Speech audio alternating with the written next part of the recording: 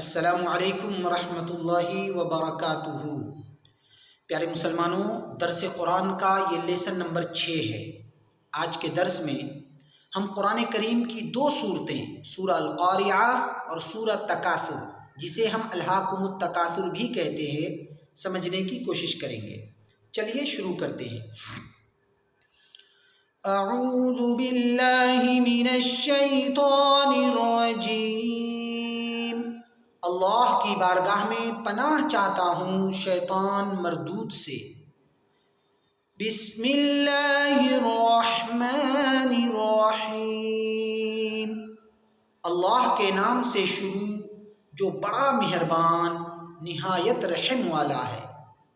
سورہ القاریعہ میں اللہ تبارک و تعالی قیامت کی ہولناکی اور جہنم کے حاویہ نامی جگہ کا تذکرہ فرمایا ہے۔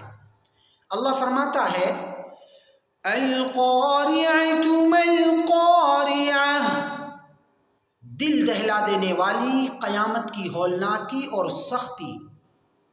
قیامت کی ہولناکی اور سختی کیا ہے؟ وما ادراک ما القاریعہ۔ اللہ فرماتا ہے اے حبیب صلی اللہ علیہ وسلم، بہت جلد آپ اپنی امت کو قیامت کی ہولناکی اور سختی سے آگاہ کر دو گے۔ اس آیت کریمہ کا ظاہری ترجمہ تو یہی ہے کہ تم کیا جانو قیامت کی ہولناکی اور سختی کیا ہے، لیکن مقصود قرآن اور حضور علیہ السلام کے ادب کا تقاضا یہ ہے کہ اس کا مفہوم یہی لیا جائے کہ حبیب صلی اللہ علیہ وسلم بہت جلد آپ اپنی امت کو قیامت کی ہولناکی اور سختی سے آگاہ کر دو گے۔ آگے اللہ فرماتا ہے یوم یکون الناس کالفراش المبثوث۔ قیامت کے دن سب لوگ پروانوں کی طرح منتشر ہو جائیں گے، کوئی کسی کا ساتھ نہیں دے گا۔ جس طرح چراغ بجھنے کے بعد پروانے ادھر ادھر منتشر ہو جاتے ہیں، بھٹک جاتے ہیں، ٹھیک اسی طرح جب قیامت آئے گی تو لوگ ادھر ادھر بھاگنے لگیں گے، کوئی کسی کے ساتھ نہیں چلے گا، کوئی کسی کا ساتھ نہیں دے گا۔ اللہ فرماتا ہے یوم یکون الناس کالفراش المبثوث۔ لوگو، قیامت کے دن سب لوگ پروانے کی طرح منتشر ہو جائیں گے، کوئی کسی کا ساتھ نہیں دے گا۔ آگے اللہ فرماتا ہے وَتَكُونُ الْجِبَالُ كَالْعِهْنِ الْمَنفُوشِ۔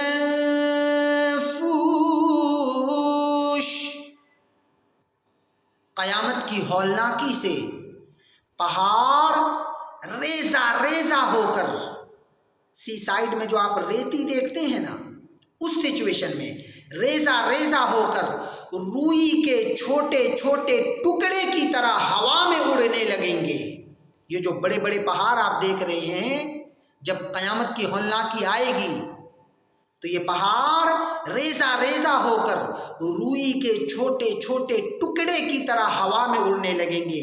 جس طرح آپ دیکھتے ہوں گے کہ گادی بنانے والا گادی بنانے سے پہلے روئی کو دھونتا ہے، اسے اپنے ایک اوزار سے، ایک ہتھیار سے مارتا ہے، اور روئی دھونتے وقت آپ یہ بھی دیکھتے ہوں گے کہ روئی کا چھوٹا چھوٹا ٹکڑا ہوا میں اڑنے لگتا ہے۔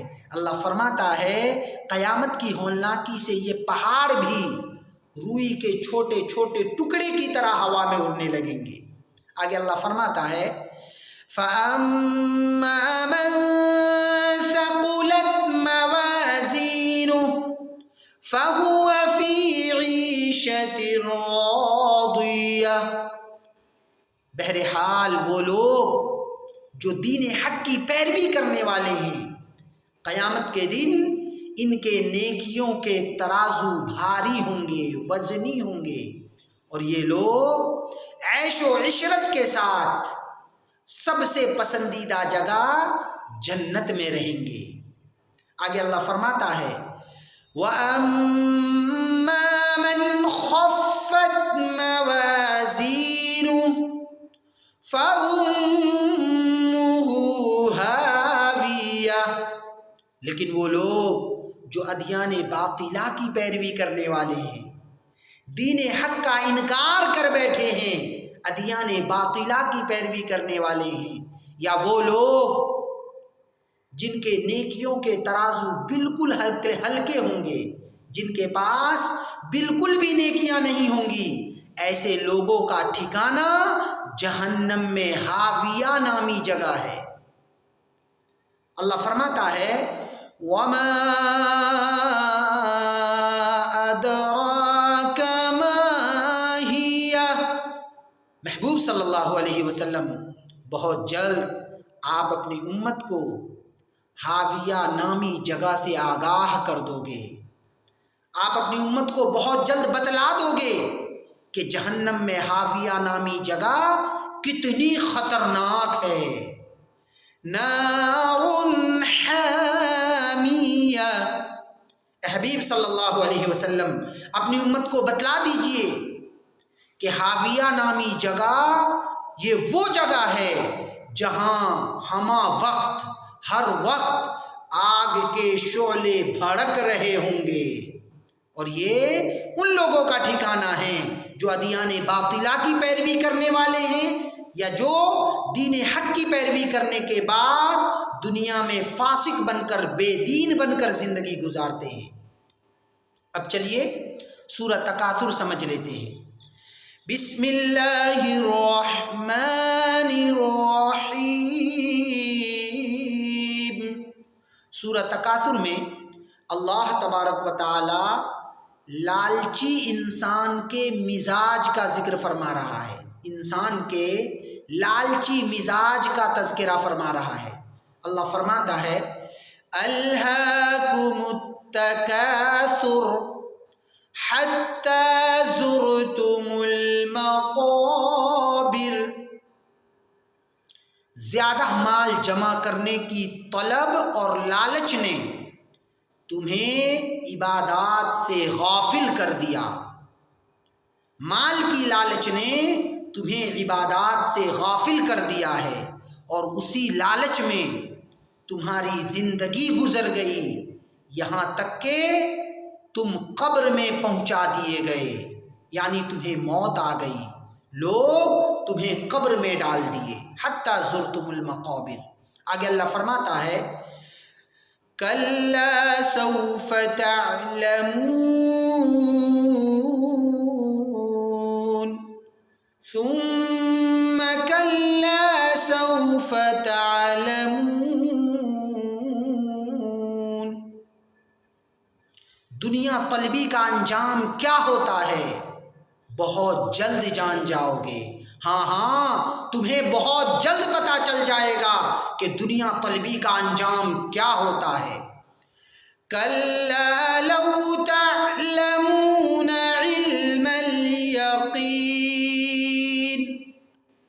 لوگو اگر تمہیں قیامت کے انجام کا یقین ہوتا تو عبادات سے منہ موڑ کر دنیا میں مشغول نہ ہو جاتے، عبادات کو چھوڑ کر دنیا میں مشغول نہ ہو جاتے۔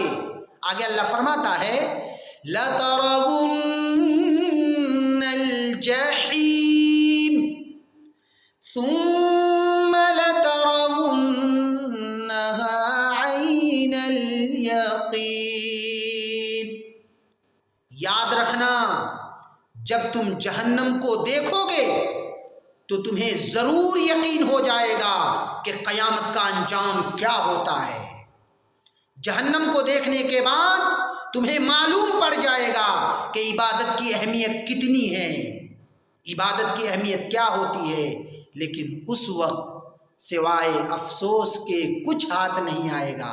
اللہ فرماتا ہے لَتَرَوُنَّ الْجَحِيمَ ثُمَّ لَتَرَوُنَّهَا عَيْنَ الْيَقِينِ، کہ جب تم جہنم کو دیکھو گے تو تمہیں ضرور یقین ہو جائے گا کہ قیامت کا انجام کیا ہوتا ہے۔ ثم لتسألن يومئذ عن النعیم۔ لوگوں یاد رکھنا، قیامت کے دن اللہ ہر انسان سے ایک ایک چیز کے بارے میں ضرور سوال پوچھے گا۔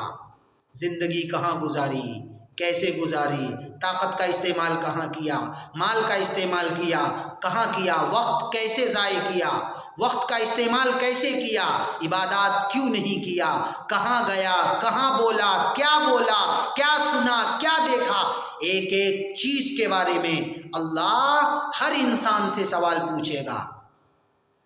صدق اللہ العظیم۔